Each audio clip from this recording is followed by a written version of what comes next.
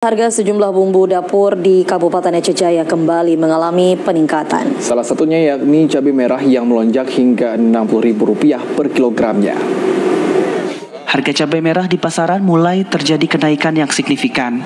Kenaikan harga cabai merah di Aceh Jaya telah terjadi sejak seminggu terakhir yang disebabkan oleh kurangnya pasokan baik dari petani maupun dari pihak agen.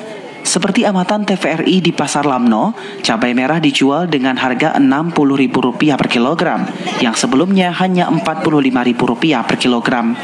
Selain cabai merah, berbagai bumbu dapur lainnya juga mulai ikut naik, di antaranya cabai rawit, tomat, bawang merah, dan beberapa kebutuhan dapur lainnya.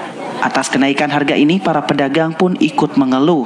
Hal ini disebabkan penjualan yang ikut merosot lantaran kurangnya daya beli masyarakat. Seorang pedagang mengatakan kenaikan harga sejumlah bumbu dapur telah terjadi sejak beberapa hari terakhir, terutama cabai merah dan cabai rawit.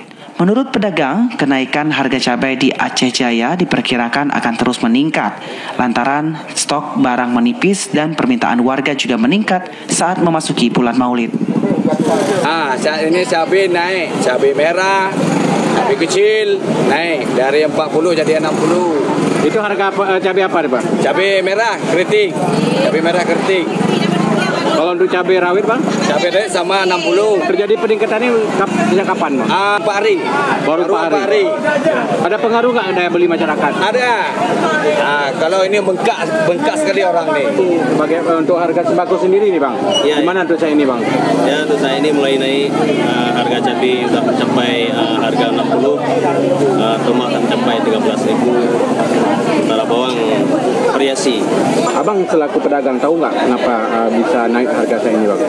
Dari informasi yang Abang dapatkan. Mungkin faktor kurang bahannya. Ya, sekitar itu.